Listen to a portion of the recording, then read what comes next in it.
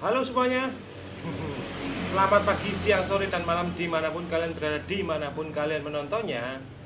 Sekarang saya sedang berada di Makassar ya. Nah, ini tempat Makassarnya ya, bukan Marosnya atau Goa, itu bukan ya. Tapi memang sekarang saya sedang berada di Makassar. Nah, kalau kalian tanya-tanya, kenapa kok sekarang di Makassar? Karena ada kerjaan dulu di sini ya. Jadi sambil touring minggat ya ini namanya. Jadi saya sambil touring minggat, sambil cari uang juga di perjalanan gitu. Yang jelas intinya memang lagi ada kerjaan dulu di Makassar sebelum nanti akhirnya untuk melanjutkan perjalanan ke tanah Sulawesi ini ya. Ya mungkin bisa Kendari. Kendari itu soalnya paling jarang dilewati para biker ya. Jadi kalau biker itu ngakunya keliling Indonesia, keliling Sulawesi atau keliling manapun, tapi kebanyakan provinsi Sulawesi Tenggara itu kebanyakan dilupakan para biker Indonesia karena jarang banget yang masuk ke Sulawesi Tenggara ya. Padahal konon katanya Sulawesi Tenggara itu juga luas banget, maju, enak, alamnya juga indah gitu ya. Mungkin karena para biker jarang ke Sulawesi Tenggara, mungkin karena memang lokasinya yang paling susah.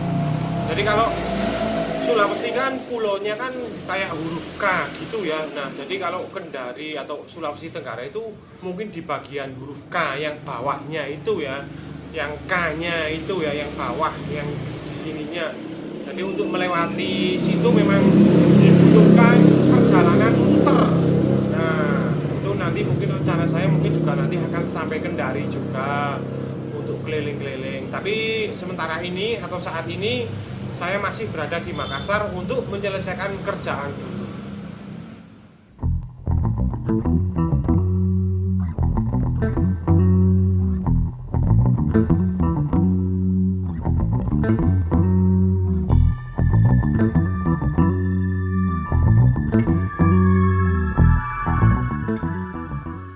Nah, sekarang saya akan menjawab banyak pertanyaan dari kalian, dari orang yang berbeda tapi pertanyaannya sama, yaitu Bang, apakah boros pemakaian karbu Jepangan dengan ukuran lebih besar ketika diaplikasikan ke Vespa tua? Nah, intinya saya ingin menjawab tentang pemakaian karbu Jepangan yang otomatis ukurannya lebih besar, boros tidaknya. Jadi jawabannya adalah ada dua sebenarnya ya, bisa boros bisa irit. Kalau kalian mengaplikasikan karbu Jepangan di Vespa tua tapi tidak diimbangi dengan komponen lain ya, komponen lain yang mumpuni kayak porting, kayak piston itu juga diganti, kayak terus membran, terus manifold, terus poles sih sebenarnya nggak begitu banget ya. Kalau dalam kamus Ajivas itu poles itu nggak ngaruh banget katanya ya, tapi memang terbukti nggak ngefek banget sih sebenarnya sih. Jadi kalau poles boleh dilupakan lah ya. Yang penting porting saja, tapi sesuai dengan ilmu dan rumus atau ukuran yang tepat. Karena pergantian karbu Jepangan dengan ukuran lebih besar di Vespa tua, kalau ternyata rumusnya itu tidak sesuai, tidak berjalan sempurna, itu malah justru akan menjadi boros. Karena notabene motor justru nggak lari, cuma teriak ya. Jadi teriaknya itu kayak teriak ngempos, bukan teriak RPM itu bisa naik tinggi, itu bukan, beda ya. Kalau teriaknya RPM itu melonjak tinggi, itu malah enak karena berarti kita dapat RPM yang tinggi. Tapi teriaknya itu teriak kayak gereng, ngorong-ngorong toh. Tapi sebenarnya nggak lari, tapi sebenarnya nggak ada RPM-nya, cuma suaranya doang keras, suara mesinnya itu doang keras, tapi sebenarnya nggak ada RPM-nya. RPM-nya itu nggak tinggi, itu berarti nggak lari. Nah, untuk itulah mengapa hal perumusan dalam sebuah portingan dua tak, terutama Vespa itu sangat dibutuhkan sekali ya. Kemarin kan saya menjawab pertanyaan ini ya. Kemarin ada yang salah menghitung, katanya 1800 km cuma habis 170.000. Sing ngomong 1800 km ya sopo cok. Lah yo kali itu hitung kalau kalian ngitungnya dari Tanjung Perak ke Makassar itu nyebrang pakai kapal ya, Vespanya berhenti di dak kapal, berhenti, Vespanya nggak jalan ya. Yang jalan itu motor kapalnya ya, mesin kapalnya itu jalan. Kalau kalian menghitungnya penyeberangan dari Tanjung Perak ke Makassar itu dihitung juga ikut bensin Vespa, ya utekmu kena dengkul. Itu nggak dihitung, yang dihitung jalan daratnya saja. Setelah tadi saya perkirakan melalui Google Map, walaupun sebenarnya Google Map itu juga ngawur ya, enggak ya, maksudnya ngawur banget sih enggak, tapi juga enggak akurat banget ya. Jadi setelah tadi saya melewati Google Map, menghitung lewat Google Map, itu perjalanan darat yang saya lalui dari Wonosobo sampai ke Parepare itu cuma 593 km ya. Jadi dari Wonosobo sampai ke Tanjung Perak itu dihitung jalan darat. Terus Tanjung Perak sampai ke Makassar itu dihitung jalan laut ya. Jalan laut itu jangan dihitung BBM, tapi dihitung tiketnya. Berapa bayar tiket motor ini ke Tanjung Perak sampai Makassar? 500.000, saya jawab ya. Nah, terus begitu sampai mendarat di pelabuhan Makassar, saya jalan sampai ke Parepare itu sekitar 154 km kalau nggak salah. Pokoknya total jalan darat yang saya tempuh itu sekitar 593 km. Itu total jalan darat yang saya lalui beserta Vespa ini. Itu saya habis Rp170.000 dengan konsumsi bensin murni Pertalite ya, tidak ada premiumnya, tidak ada pertamaxnya ya. Jadi murni Pertalite, belinya bukan di eceran tapi di SPBU resmi. Itu habis Rp170.000. Nah, kalau diakumulasikan ya, itu rata-rata 1 liter itu bisa buat 27 km ya. Jadi 1 liter bensin ini bisa untuk 27 km ya. Itu perhitungan saya seperti itu.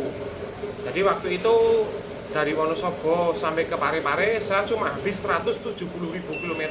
Posisi pertama pengisian itu kosong, benar-benar kosong, nggak ada bensinnya, benar. Jadi pertama kali isi itu memang tangki bensin ini kosong, benar-benar kosong. Saya beli pakai jerigen masalahnya ya, saya beli pakai jerigen terus kemudian dimasukkan ke tangki bensin. Sedangkan ketika sampai di Parepare masih ada sisa sekitar 2 liter. Tuh, ya wis asumsinya kan sekitar berarti 1 liter ini untuk 27 km dengan minimal atau rata-rata kecepatan yang saya tempuh itu 100 kpj ya. 100 kpj ya, 80 sampai 100 kpj lah ya, minimal kecepatan yang saya tempuh seperti itu ya, karena saya kan jalan malam ya, jalan malam itu kan sepi, apalagi jalur yang saya lewati itu memang jalur enak banget ya, jalur tengah enggak, jalur utara juga enggak, jadi antara jalur tengah dan jalur utara lah intinya, jadi emang jalannya benar-benar sepi dan enak.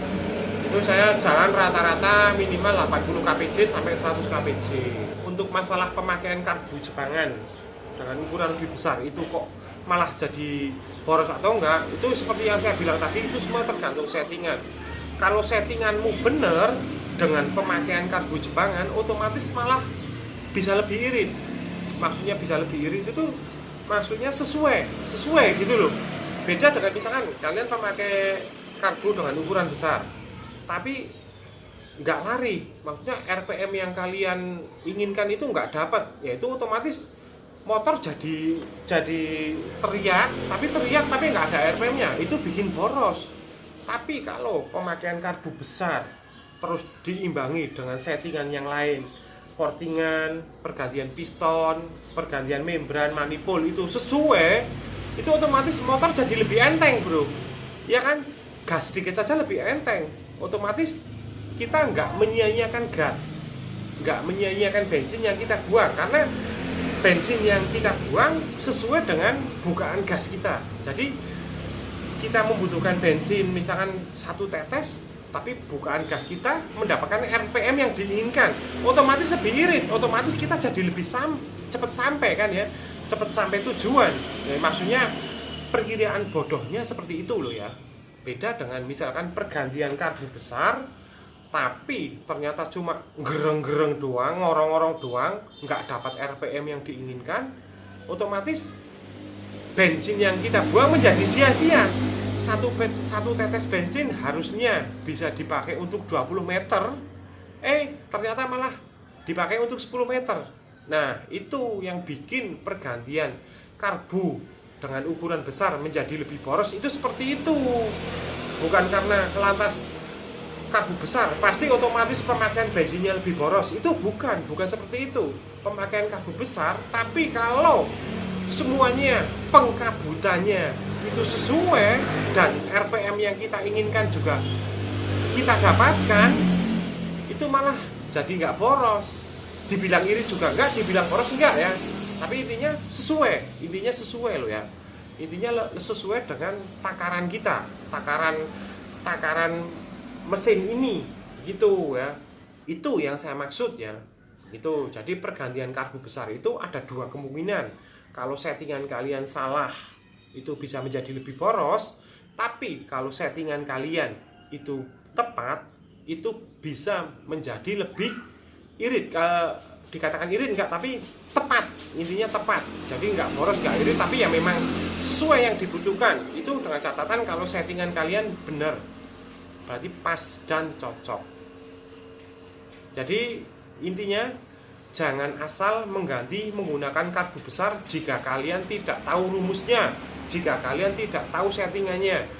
Kalau kalian asal pasang karbu, asal modif piston, asal korek, asal porting, tapi kalau tidak tahu rumusnya, itu motor bakalan lari dan bensin menjadi lebih boros. Tapi kalau kalian tahu semua perhitungan dan rumusnya, mau diganti part racing sebagus apapun, sebesar apapun, maka bensin pasti sesuai dengan yang dibutuhkan. Ingat itu.